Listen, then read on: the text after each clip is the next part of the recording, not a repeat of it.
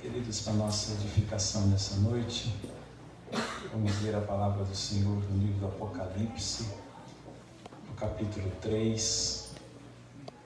Apocalipse, capítulo 3. Leremos do versículo 1 ao versículo 6. Apocalipse, capítulo 3, do 1 ao 6. A palavra de Deus nos diz assim: o último livro das Escrituras, uma das 7 cartas às igrejas da Ásia Menor, carta à igreja em Sardes, assim diz a palavra do Senhor. Ao anjo da igreja em Sardes escreve: essas coisas diz aquele que tem os 7 Espíritos de Deus e as 7 estrelas. Conheço as tuas obras, que tens nome de que vives e estás morto. Sê vigilante e consolida o resto que estava para morrer, porque não tenho achado íntegras as tuas obras na presença do meu Deus. Lembra-te, pois, do que tens recebido e ouvido, guarda-o e arrepende-te. Porquanto, se não vigiares, virei como ladrão, e não conhecerás de modo algum em que hora virei contra ti. Tens, contudo, em Sardes, umas poucas pessoas que não contaminaram as suas vestiduras e andarão de branco junto comigo, pois são dignas. O vencedor será assim, vestido de vestiduras brancas, e de modo nenhum apagarei o seu nome do livro da vida. Pelo contrário, confessarei o seu nome diante de meu Pai e diante dos seus anjos. Quem tem ouvidos, ouça o que o Espírito diz às igrejas. Vamos orar mais uma vez. Deus, agora nesse momento, Pai, nós carecemos imensamente, ó Deus, da Tua graça sobre nós. Carecemos, ó Deus, da unção do Teu Santo Espírito, o mesmo que inspirou os autores sagrados, possa iluminar o nosso coração para compreendermos. Fala, Senhor, ministra a cada um de nós nesse momento. Inflama os nossos corações, que sejamos uma igreja que tenha a vitalidade espiritual, e assunto que nós falaremos nessa noite. Age no nosso meio. Essa é a nossa oração, em nome de Jesus. Amém, Senhor. Eu vou começar com uma história que me marcou muito, que eu gosto de contar quando vou falar sobre esse assunto da vitalidade espiritual. Eu nunca me esqueci de um culto em que eu participei, aliás, quando eu estudava no seminário de Campinas, lá nos idos de 94 a 97, que eu estive em Campinas. Toda quarta-feira, pela manhã, interrompiam-se as aulas, realizava-se um culto para os seminaristas, um momento muito especial de louvor, adoração ao Senhor. Sempre era convidado um pregador especial da cidade, da região, e naquele dia estava pregando o reverendo Edilson Botelho. Edilson Botelho, na época, era pastor da primeira igreja presbiteriana independente de Campinas. O reverendo Edilson também é músico. Várias músicas que a gente canta na igreja foram compostas pelo reverendo Edilson Botelho. Ele estava conduzindo alguns cânticos naquela manhã, lá no seminário de Campinas, e tudo estava transcorrendo na mais pura normalidade, dentro de uma normalidade. Mas num dado momento da ministração do louvor, em que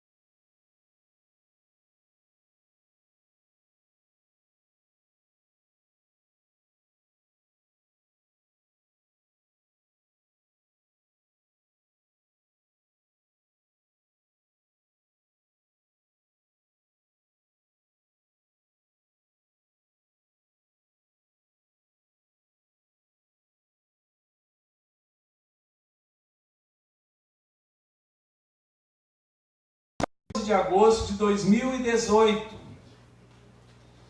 E segundo o teólogo John Stott, uma pessoa que me ajudou muito a fazer essa ministração, a cidade de Sardes, para a qual essa carta foi endereçada, ela estava a aproximadamente 48 quilômetros de Tiatira, 80 quilômetros de Esmirna. Quero que vocês se lembrem que essas 7 cartas do Apocalipse foram endereçadas às igrejas da Ásia Menor. Essa cidade chamada Sardes estava situada ao pé de um monte chamado Tmolus, no fértil vale do rio Emus, para onde também convergiam várias estradas da região que facilitavam então a comunicação. Era um centro muito movimentado de comércio e tráfego, muitas coisas passavam pela cidade de Sardes. E isso fez com que aquela cidade então desenvolvesse, crescesse e experimentasse então um grande progresso. Mas a história recente de Sardes nem de longe lembrava a história antiga. Ela havia perdido o seu esplendor, ela havia perdido o seu brilho, ela havia perdido a sua imponência. E a história de Sardes, a história da igreja de Sardes, aliás, tinha tudo a ver com a história da cidade. A igreja já não era mais como tinha sido anteriormente. Aquela igreja havia sido viva, mas não tinha conseguido manter a vitalidade espiritual. E, meus queridos, essa é uma das piores coisas que podem acontecer a uma igreja. A pior coisa que pode acontecer a uma igreja não são as lutas. As lutas fazem parte e às vezes são boas, redundam em coisas boas para a igreja. A pior coisa que pode acontecer à igreja não são as perseguições, não são as adversidades, mas a pior coisa que pode acontecer a uma igreja é o desânimo espiritual. Quando o desânimo espiritual chega, a letargia reina, a inércia se estabelece e a igreja fica estagnada. Então, queridos, nós vamos aprender nessa noite algumas lições acerca de como podemos manter a vitalidade espiritual. Lembrando aos queridos que nós estamos neste mês falando sobre uma série cujo tema é Pilares de uma Igreja Forte. Na semana passada nós falamos sobre comunhão autêntica, entendendo que este é um dos pilares de uma igreja forte, e hoje nós vamos falar sobre vitalidade espiritual. Sem esse pilar, a igreja é fraca, é anêmica, ela não é uma igreja forte. Então é muito necessário que a igreja tenha esse pilar, da vitalidade espiritual. Então vamos lá. Que lições nós precisamos aprender, que lições nós retiramos desse texto, que representam esse caminho para a gente manter a vitalidade espiritual. Então, para manter a vitalidade espiritual, queridos, em primeiro lugar é preciso rejeitar a espiritualidade aparente. Para manter a vitalidade espiritual é preciso rejeitar a espiritualidade aparente. Sardes era uma igreja grande, dinâmica, atraente, talentosa. Havia muito movimento naquela igreja, muita ação, havia muita atividade. Uma fotografia daquela igreja, uma foto, daquela igreja deixaria qualquer um animado. A página do Facebook da igreja de Sardes recebia milhares de visualizações todas as semanas. Os grupos de WhatsApp da igreja de Sardes estavam todos bombando. O site da igreja de Sardes revelava uma igreja extraordinária. Se o pastor tirasse uma selfie no domingo à noite, como alguns pastores fazem, a foto ficaria linda da igreja de Sardes. Todavia, uma radiografia apontaria a algo bem diferente. Há uma diferença entre uma foto e uma radiografia. A radiografia, queridos, apontaria algo bem diferente. Uma radiografia revelaria as suas enfermidades. Havia uma diferença entre a reputação que a igreja mantinha diante das pessoas e a realidade que ela mostrava diante de Deus. Por isso a palavra de Deus que vai para aquela igreja era duríssima. mais dura do que a palavra do pastor Edilson Botelho aos seminaristas daquele dia. Olha só o que a Bíblia diz, queridos. No final do versículo 1 diz assim: conheço as tuas obras, que tem nome de que vives e estás morto. Tem nome de que vives, mas está morto. Tem fama de estar viva, mas está espiritualmente morta. A igreja de Sardes parecia mais um cemitério espiritual, ou um vale de ossos secos, que é outra expressão que nós encontramos na Bíblia. Mas a questão, queridos, é nós, como nós estamos? Aos olhos de Deus, como está a sua vida? Vitalidade ou inércia espiritual caracterizam a sua existência. Vitalidade ou inércia espiritual caracterizam a sua existência? Qual delas? Quais são os indícios de uma espiritualidade aparente, queridos? Eu quero apontar algumas aqui. A primeira delas é a religiosidade sem intimidade com Deus. Isso expressa uma espiritualidade meramente aparente, a religiosidade sem intimidade com Deus. Isso significa que a pessoa pode encaixar ou absorver um jeitão igrejeiro sem construir uma vida de intimidade com Deus. Significa abraçar conceitos teológicos sem ter uma experiência genuína e verdadeira de conversão. Significa ter práticas religiosas sem vida espiritual autêntica. Isso é possível, infelizmente é possível. Quais são os indícios de uma espiritualidade meramente aparente? É a incoerência entre a aparência exterior e a realidade interior. Hoje, queridos, existe uma expressão que começou a ser usada recentemente, que é a expressão assim: você é evangélico praticante? Essa expressão antes existia só para católico praticante. Hoje existe essa expressão: você é um evangélico praticante? Olha, meu querido, o que é isso? Como pode ser um evangélico não praticante? Porque existe uma incoerência entre a aparência exterior e a realidade interior. A questão é: você é um cristão verdadeiro ou um cristão nominal? Tem apenas um nome no rol de membros, e isso tem a ver então com a aparência. Ou você é verdadeiramente alcançado pela graça, confessa Jesus como Senhor, tem negado-se a si mesmo todos os dias, tomado a sua cruz e seguido a Jesus Cristo? É isso que faz diferença.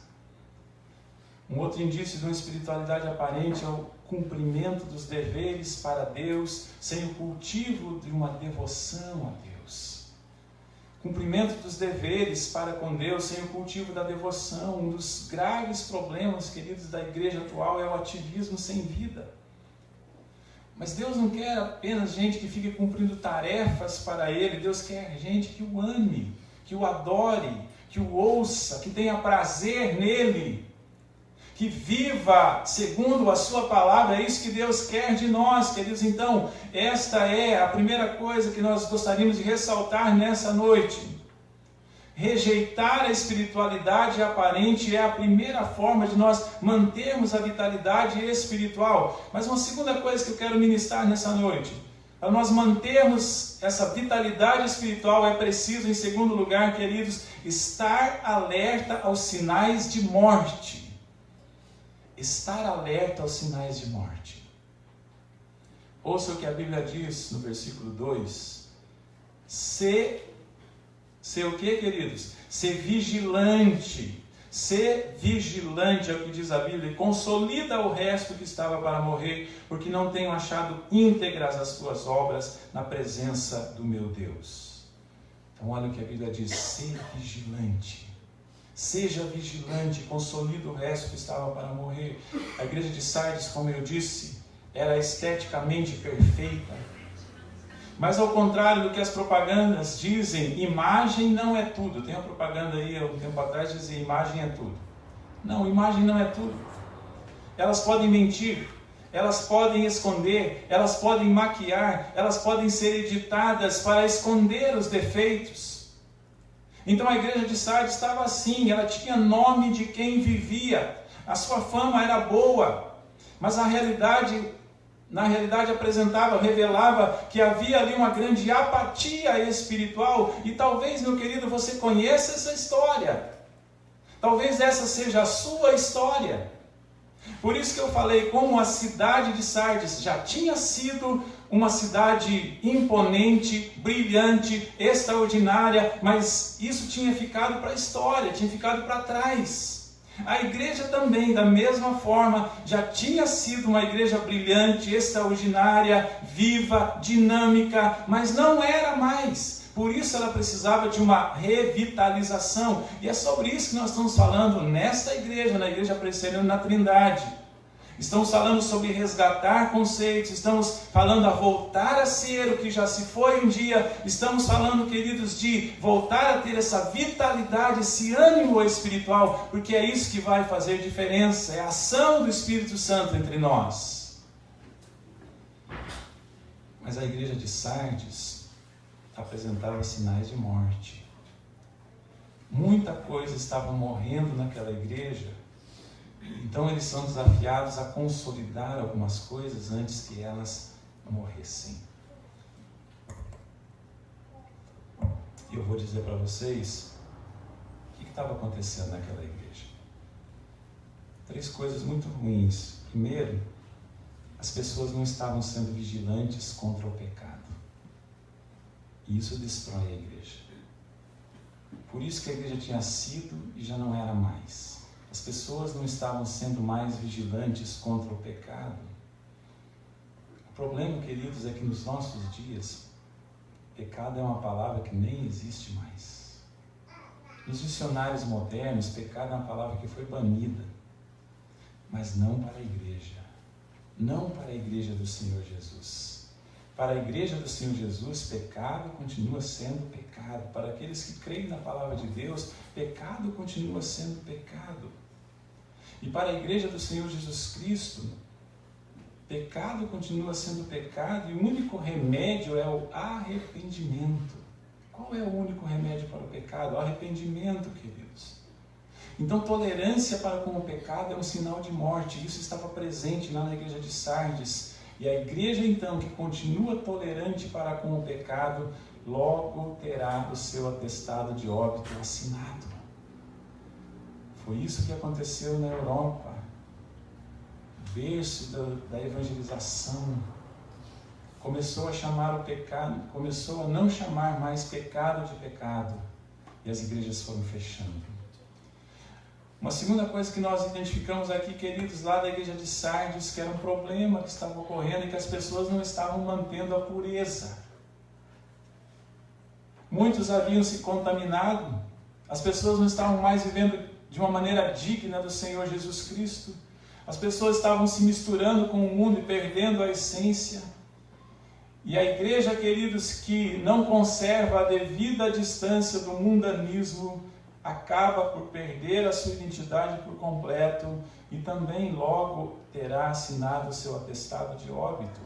A presença do sincretismo é um sinal de morte. Quando se misturam todas as coisas e você já não sabe mais o que é evangelho puro, verdadeiro e pleno, mas as coisas estão sempre meio misturadas, porque a igreja foi tolerante para com a impureza. Isso estava acontecendo lá. Isso estava trazendo morte para a igreja de Sardes. Mas uma terceira coisa que eu posso afirmar, queridos, é que as pessoas não estavam mantendo a integridade. Muitas pessoas estavam vivendo vidas duplas. Muitos estavam sendo incoerentes, confessando uma coisa e vivendo de outra forma. Isso se chama hipocrisia, incoerência.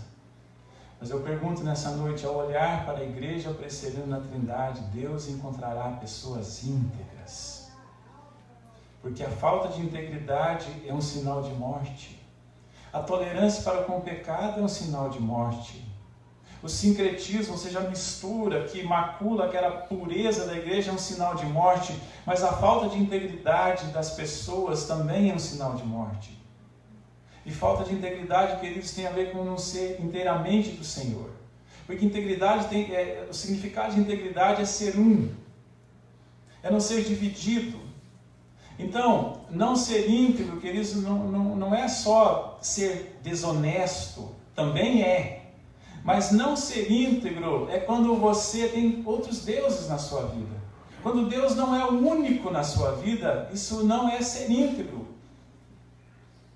E a Bíblia diz que nós não podemos servir a dois senhores. Então, queridos, esse é o desafio para nós. Mas eu quero dar algumas coisas, dicas bem práticas aqui. Não sou médico, estou falando aqui sobre sinais de morte, né? Mas para manter a vitalidade, queridos, tome as seguintes atitudes. Vamos lá. Primeiro, lubrifique as veias regularmente. Se você quer manter uma vida espiritual viva, lubrifique as veias regularmente. O que significa isso? Lubrificar as veias, queridos, com o óleo do Espírito Santo de Deus. Lubrifique as veias com a fluidez da oração. Por isso nós estamos querendo encaminhar a nossa igreja para ser uma igreja de oração cada vez mais, porque aí as veias estarão lubrificadas e as coisas vão acontecer. Uma outra coisa, para manter a vitalidade, alimente-se bem.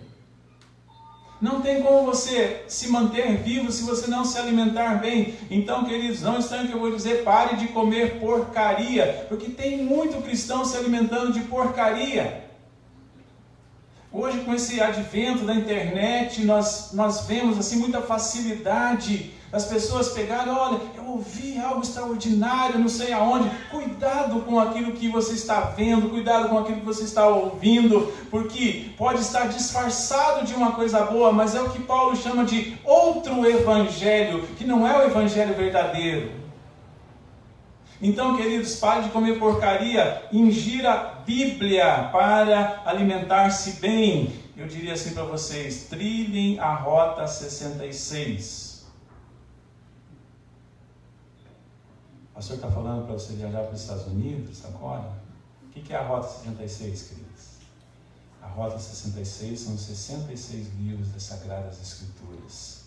Alimente-se bem e faça avaliações periódicas se você quer ter vitalidade espiritual. Consulte o médico dos médicos, faça um check-up espiritual e viva conduzido pelo Espírito Santo. Mas uma terceira lição, queridos, que eu gostaria de compartilhar nessa noite. Para manter a vitalidade espiritual, é preciso também, além dessas coisas que nós já falamos, corrigir as falhas no processo. Eu já vou explicar isso, queridos, porque eu estava estudando para essa mensagem e Deus mostrou isso ao meu coração. Deus comunicou isso para mim, essa questão do corrigir as falhas do processo. Eu espero que você entenda nessa noite isso. Eu penso que a igreja deveria ter vergonha de ouvir uma exortação como essa. Conheço as tuas obras, que tem nome de que vives, mas estás morto. Imagine uma carta como essa chegando à Igreja Presbiteriana na Trindade, o presbítero Oswaldo recebendo ali, que ele que normalmente pega as correspondências, e abrimos essa carta e ela está vindo da parte de Deus para nós, e nós começamos a ler, e de repente a gente lê essa expressão: conheça as tuas obras, que tens nome de que vives e estás morto. Queridos, eu não sou o reverendo Edilson Botelho, que eu citei lá no início, não estou aqui para chamar ninguém de múmias paralíticas, fiquem tranquilos. E nem sou Deus para dizer quem está morto ou vivo aqui.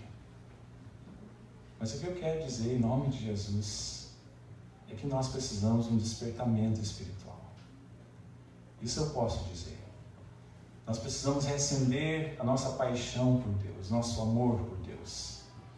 A Igreja Presbiteriana na Trindade precisa voltar a ter ânimo espiritual, a resgatar o seu ânimo espiritual.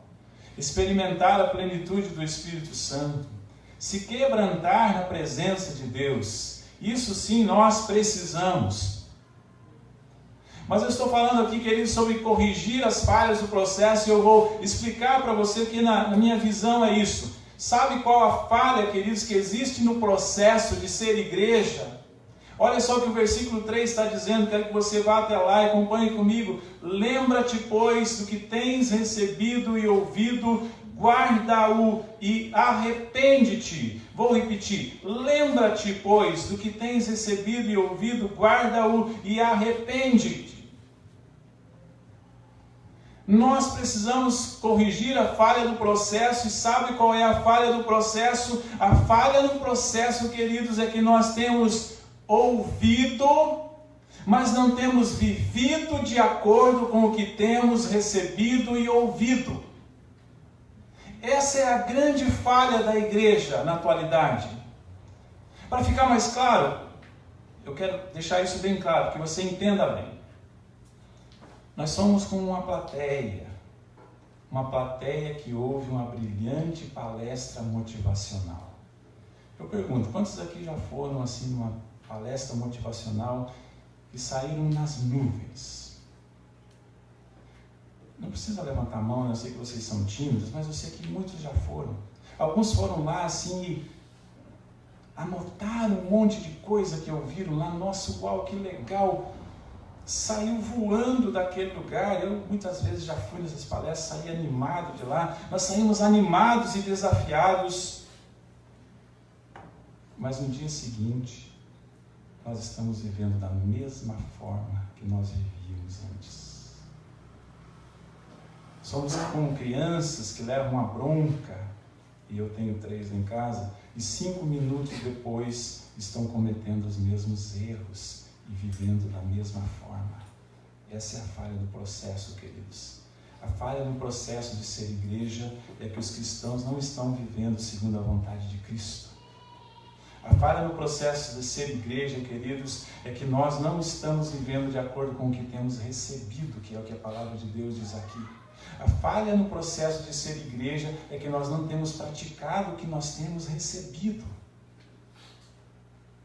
Porque se nós praticássemos o que nós temos recebido, visto e ouvido e lido na palavra de Deus, tudo seria diferente, queridos. Então eu aprendi uma lição e quero deixar isso mais claro ainda para você. Uma lição sobre isso num curso de imersão de inglês que eu fiz uma vez. Um curso insano, 8h30 por dia de inglês. Das 8 da manhã às 6 da tarde, com uma pequena pausa de almoço. O segredo do curso, segundo o professor, era aprender e praticar. Aprender e praticar, aprender e praticar, aprender e praticar. Ouvi isso durante 30 dias. Então ele dava pequenas lições e ele dizia, agora sai e pratique com o seu colega, porque é assim que vocês vão aprender a falar inglês. Meus queridos, então eu recebia lá umas lições, né? A lição extraordinária, o professor explicava bem, era alguém muito dinâmico, que sabia ensinar, e ele então dava uma lição, vamos dizer assim, sobre preposições, que aí a gente poderia construir as frases de uma maneira melhor, e não falar o que sempre falava, né? Quem está estudando inglês sabe o que é isso, né? A gente vai falar e só fala a mesma coisa. Então, ele falava, agora saia e pratique com o seu colega. E eu saía, falava, agora eu vou arrebentar. E aí, a hora que eu ia falar, my name is Marcos Jarman, I am 44 years old, assim, meio tímido, já não sabia mais nada. Tinha tanta coisa para dizer, tinha aprendido tanta coisa, mas continuava no básico. Sabe o que aconteceu, querido? É que depois daquele curso, eu deveria estar falando bem inglês, mas eu ainda continuo falando apenas o português. Agora, eu quero falar uma frase para você do que acontece com a gente na vida espiritual. Quando a gente ouve a palavra e não pratica, o resultado é o mesmo. Quando a gente conhece, quando a gente aprende a palavra, mas não pratica, o resultado é o mesmo. Então, você deveria ser mais parecido com Jesus, mas você ainda está mais parecido com o mundo. Qual que é a falha no processo? A falha no processo é que você ouviu, você recebeu, mas quando você saiu, você não praticou, você não lembrou das ligações, das preposições, dos verbos, e aí você continua ainda mais parecido com o mundo do que com Jesus. É preciso corrigir essa falha. Quando a gente corrigir essa falha, queridos, o remanescente fiel será maior. É isso que a Bíblia nos fala aqui. Mais pessoas vão estar dispostas a viver para Cristo. Os vencedores serão em número maior, e o texto fala sobre isso, não vai dar tempo agora a gente abordar isso. Aí sim os crentes estarão ouvindo o que o Espírito Santo diz às igrejas, todas as cartas terminam. Ouça, igreja, ouça o que o Espírito diz à igreja.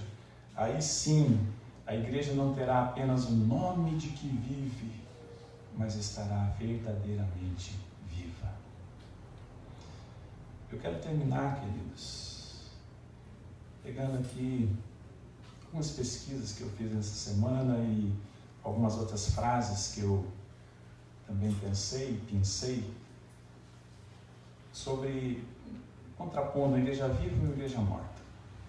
E assim eu termino. Que a igreja presbiteriana na Trindade seja verdadeiramente viva.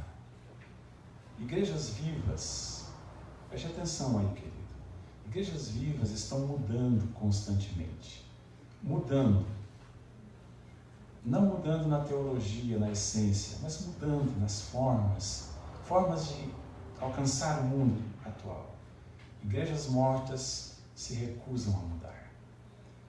Igrejas vivas, eu gostei muito disso aqui, isso aqui eu pesquisei de alguns artigos.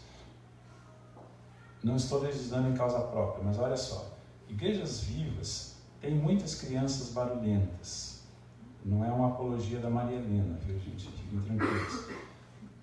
Igrejas vivas têm muitas crianças barulhentas. Igrejas mortas são bastante silenciosas. Não é que as crianças têm que aprontar, pintar e bordar, não sou apologeta disso, né? Mas criança é barulhenta. Igrejas mortas são silenciosas demais. Foi o que aconteceu na Europa. Igrejas muito silenciosas. E o último velhinho apagou a luz e foi morrer em casa, e as igrejas fecharam. Igrejas vivas, queridos, enfocam pessoas. Igrejas mortas se concentram em programas. Igrejas vivas estão cheias de doadores, fiéis, do seu tempo, do seu talento e dos seus recursos. Igrejas mortas são regidas pela expressão não podemos. As igrejas vivas têm foco no crescimento. As igrejas mortas lutam pela sobrevivência, apenas fazem isso. Igrejas vivas evangelizam, igrejas mortas se fossilizam. As igrejas vivas são compostas por pessoas que priorizam o reino de Deus. As igrejas mortas são integradas por pessoas centradas em si mesmas. Pessoas só pensam em si mesmas. A partir de uma decisão simples, vou na igreja ou vou descansar? E por aí vai, queridos. As igrejas vivas são formadas por crentes cheias do Espírito. As igrejas mortas estão cheias de pessoas rendidas ao mundanismo. Aí está um contraste. Deus encontra em nossa igreja, a Igreja Presbiteriana da Trindade, pessoas cheias do Espírito. Pessoas rendidas ao Senhor. Pessoas verdadeiramente que possuem essa qualidade da vitalidade espiritual. Eu creio que aí nós estamos colocando os pilares certos para a construção de uma igreja